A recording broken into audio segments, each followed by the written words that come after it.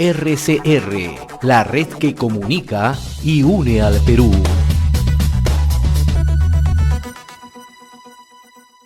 Le damos la bienvenida hasta ahora al ingeniero Juan Cheput. En su momento ha sido congresista de la República. Le agradecemos, como siempre, la gentileza que tiene con RCR, Red de Comunicación Regional. Ingeniero Cheput, qué gusto saludarlo, muy amable. ¿Cómo está? Muy buenos días, José. Es un placer conversar contigo. Muy buenos días. Esta es una semana bastante trascendente para el país, ¿no?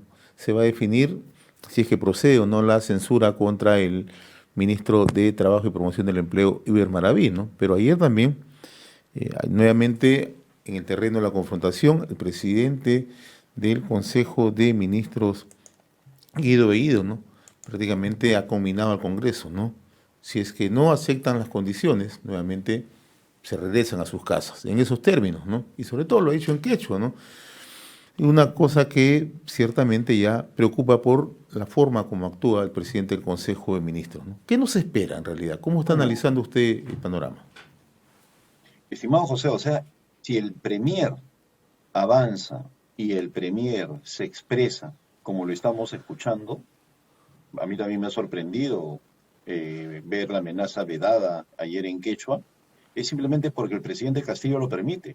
No debemos olvidar ese gigantesco detalle. Es el presidente Castillo quien permite que el Premier Bellido tenga estas expresiones de amenaza contra el Congreso.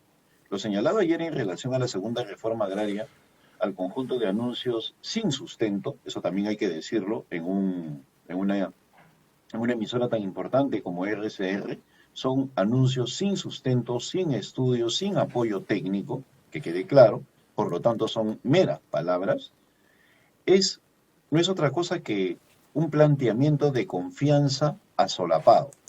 Es decir, cuando el Premier dice en quechua, si el Congreso no aprueba la ley de segunda reforma agraria, pues todos se van a su casa, ¿qué está señalando? Que ya da por un común hecho lo de Maraví, y por lo tanto podríamos decir que lo de Maraví también es probable que el Congreso o que el Ejecutivo plantee cuestión de confianza, y la segunda oportunidad sería con la segunda reforma agraria, que de no hacerse ya se tendrían que marchar los parlamentarios al denegar la segunda confianza. Entonces estamos en un juego de amenazas que en nada ayuda a construir el ambiente de concordia y de acuerdo que debe existir en un momento tan complejo para el país. Y para mí, esto es responsabilidad absoluta del presidente de la República. Ahora, ¿cuál cree usted que debería ser la posición que adopte el Parlamento Nacional? ¿Ir a la censura de Maraví? Y esto, de una otra manera, también, a tenor de lo que dice Bellido, va a avivar la confrontación. Pero en el marco constitucional, ¿cuál debería ser el paso siguiente del Congreso? Las constituciones se forjan, se dignifican y se consolidan en el contexto histórico. Por lo tanto, si nosotros enfrentamos una situación como la del señor Iber Maraví, indiscutiblemente el Congreso está actuando constitucionalmente, pero consolidará la Constitución con la censura, porque definitivamente este es un tema histórico. El señor Iber Maraví ha sido militante activo de una célula terrorista. El señor Iber Maraví tuvo como primer acto darle carácter legal a un sindicato patrocinado por el Movadef. El señor Iber Maraví tiene familiares y trayectorias vinculadas a Sendero Luminoso, por lo tanto no puede estar en el gabinete. Es una situación que le va a permitir ver de qué está hecho este Congreso, que de permitirlo sería una vergüenza histórica. Así que yo creo que la censura va de todas maneras, y eso lo sabe el gobierno. Lo que no tengo tampoco ninguna duda es que en este mismo momento en que tú y yo estamos conversando, el gobierno está evaluando plantear confianza alrededor de la permanencia de Maraví, no con el objetivo de defenderlo, sino con el objetivo de proteger por extensión al señor Bellido, que es el otro que tiene la soga al cuello en relación a su permanencia. Entonces, yo creo que, mira lo que te voy a señalar, en términos marxistas de supervivencia, de consolidación en el poder, que no te sorprenda que planteen cuestión de confianza para tener en vilo al Congreso los próximos años con la segunda moción de confianza, es decir, con la segunda censura. Es una forma muy fácil, muy mediocre, de generar un clima de confrontación, pero también muy eficaz, dependiendo de cómo se comporta el Congreso. Ahora, en ese clima de confrontación, ¿sigue latente la posibilidad de una vacancia presidencial? ¿Se ajusta a esto? Yo creo que sí, porque el presidente, en lugar de generar los ánimos para que de esa manera podamos consensuar, dialogar, acordar políticas públicas en beneficio del país, ha optado por el enfrentamiento. Una forma en la cual esto se manifiesta es con el cúmulo de promesas incumplibles, ¿no? Ayer hemos visto cómo el presidente ha hablado de cosas que ya en el pasado se han intentado hacer, el subsidio a los productos del agro, por ejemplo, es una cuestión que se ha prometido una y mil veces, créditos blandos una y mil veces, compra pública o compra de los sectores públicos a los productores pequeños una y mil veces, y no se puede hacer. ¿Por qué? Porque el agro tiene una dimensión especial. El gran problema del agro en el Perú es el minifundio, la forma de asociatividad, la forma de cooperativismo es lamentablemente perjudicial para cualquier proceso logístico de compra masiva. Entonces las soluciones tienen que ser otras, va por otro lado, infraestructura, dotación de agua, créditos, etcétera, etcétera. Pero de ninguna manera ofrecer comprar, o sea, lo que ha planteado hoy el presidente, siembra y cosecha de agua, eso lo decía tu tocayo el José Manuel Hernández cuando era ministro. Entonces, estamos viendo situaciones repetidas, retóricas, sin sustento, que van a generar una disparada de expectativas que no se van a poder cumplir. Por lo tanto, creo yo que con ese contexto del presidente de la República que no sabe qué hacer y que promete disparates, la vacancia continúa siendo una posibilidad. Ahora, lo que preocupa en estas circunstancias, y se lo digo con toda sinceridad, es que ya no encontramos un espacio mínimo para consensuar entre ejecutivo y legislativo, ¿no? O sea, parece ser que estamos frente a un escenario ya de una confrontación abierta, donde si uno intenta buscar consenso va a ser muy difícil, ¿no? Usted tiene mucha experiencia parlamentaria, ¿no? O sea, ¿qué salida podemos tenerla? ¿O ya vamos a una confrontación inminente? Mira, yo creo de que en todo este escenario hay una cuestión positiva, ¿no? Aunque a muchos no les guste, yo tengo que señalarlo, que es el papel de la presidenta del Congreso. Una persona con experiencia y que tiene espaldas políticas. ¿Qué significa espaldas políticas? No hay ninguna duda que la aconsejan gente que sabe de política, ¿no? Hablemos de Víctor Andrés García Belaúnde, de algunos políticos que no son de su partido. Entonces, el Congreso no va a ser el factor que va a generar el aniquilamiento del señor Pedro Castillo. Pero el señor Pedro Castillo, como presidente de la República, y para demostrar mi voluntad democrática, a mí no me gustaría jamás que hubiera vacancia, tiene que dar gestos. Y uno de esos gestos hubiera sido ya pedirle la renuncia al señor Maraví. Mira, a lo largo de la historia, en este siglo solamente, de la cual tengo el privilegio de haber participado en todos los años en ese siglo en la política activa, en todos los años, nunca he visto un presidente que sabiendo que van a censurar a su ministro, lo mantenga en el cargo. Lo renuncia antes para evitar el clima de confrontación. Es decir, Iber Maraví ya tendría que haber sido renunciado. Y por otro lado, la gran bisagra en lo que se refiere a la relación entre el Ejecutivo y el Legislativo siempre es el presidente del Consejo de Ministros, es el Premier.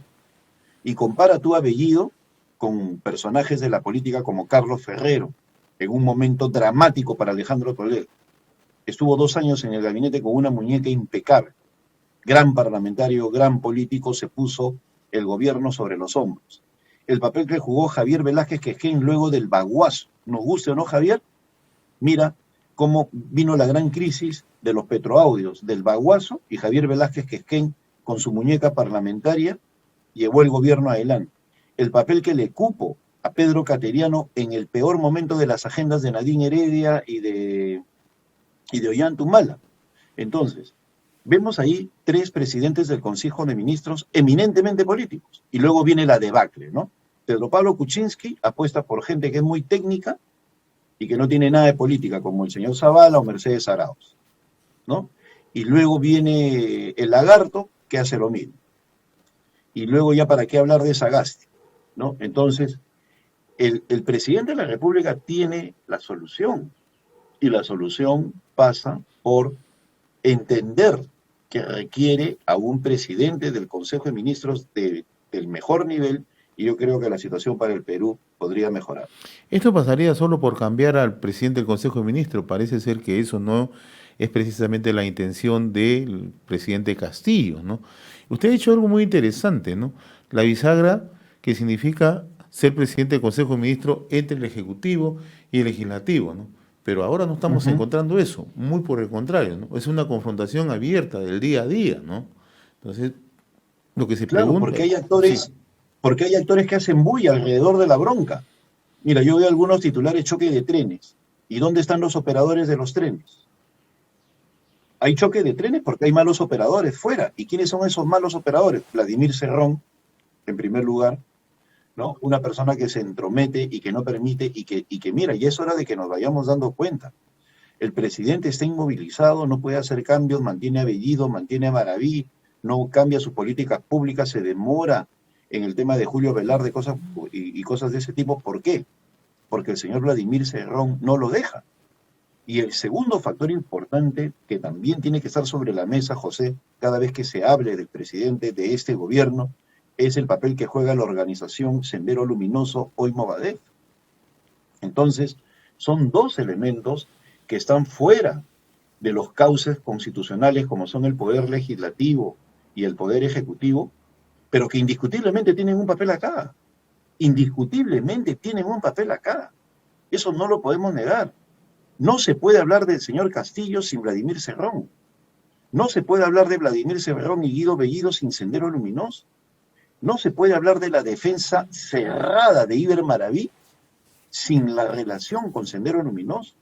Entonces, eso contamina ya, oxida a esa bisagra, sea quien sea. O sea, partes ya de una situación anómala, que es necesario entender. No es una cuestión de un nuevo premier. Ese nuevo premier se dificulta de conseguir por una sencilla razón, José. Quien sea la persona decente, honesta, con trayectoria, un político de nota, de fuste, ¿no? Con una carga emocional positiva, es decir, dispuesto a dialogar, lo primero que le va a decir al presidente de la República es: señor, defina su relación con Vladimir Cerrón. ¿Cuál es mi papel acá? Por eso es que Pedro Franque se ha convertido en la nada. Yo no sé por qué Pedro Franque no renuncia. O el papelón que está haciendo Óscar Maurtua, agachando la cabeza, ¿no? ¿Qué es eso? ¿No? Entonces, si un político de fuste llega al gabinete, lo primero que le va a decir es: define usted, señor, su relación con Vladimir Cerrón y con Sendero Luminoso. De lo contrario, no hay posibilidad de conversar. Entonces, eso dificulta el acuerdo. Eso dificulta llegar a un consenso. Eso dificulta establecer políticas mínimas para poder trabajar en pro del país. Eso no podemos sacarlo del análisis, mi querido José. Ahora, finalmente, ¿cuál debe ser el papel de la centro-derecha? Muchos dicen que se adolece en este momento de liderazgo, ¿no? De una conducción. ¿Qué podemos recoger como autocrítica y mirando hacia adelante? Indiscutiblemente, aún más, José, yo creo que la crisis de liderazgo está en todos los niveles, ¿eh? Mira, hace un rato te decía, he tenido el privilegio de participar en todos los años de este siglo en la política activa. Y nunca en mi vida, querido amigo, he visto yo una crisis de liderazgo en el sector empresarial, en el sector académico, en el sector político. O sea, lo que tú señalas se dice, yo diría, es la realidad. No hay un líder en estos momentos, ni empresarial, ni político, ni académico. No existe. Entonces el Perú no tiene a dónde ver. Entonces, esa centro derecha está caminando como un pollo sin cabeza. Un mitin acá, otro mitin acá, ¿no? Que no tiene ningún sentido. Cuando lo que hay que hacer es establecer un gabinete en la sombra, un solo objetivo, unir recursos, en lugar de muchas marchas, entrar a la batalla de la formación de opinión, que yo creo que es lo fundamental. Decir, por ejemplo, hoy o ayer, ¿no? La segunda reforma agraria, ABC, ¿dónde está el congresista que ha salido a decir, A es malo por esto y planteo esto, B es malo por eso. O sea, ese es otro drama. Ni siquiera encontramos en el Congreso a un líder. ¿Por qué? Porque ya hablemos claro también. Es un Congreso sin figuras estelares. Pueden haber buenos generales, buenos almirantes, buenos abogados, pero no tienen influencia política porque nunca han sido políticos. No pasan de un chispazo en TikTok, o en Instagram, o en Twitter, pero no forman corrientes de opinión. Entonces, la falta de liderazgo es un tema del cual, si quieres, podríamos hablar en otra oportunidad, pero que yo creo que es el principal problema en estos momentos, ¿no? Yo le agradezco, como siempre, ingeniero Juan Cheput, la cordialidad que ha tenido con RCR, Red de Comunicación Regional. RCR, la red que comunica y une al Perú.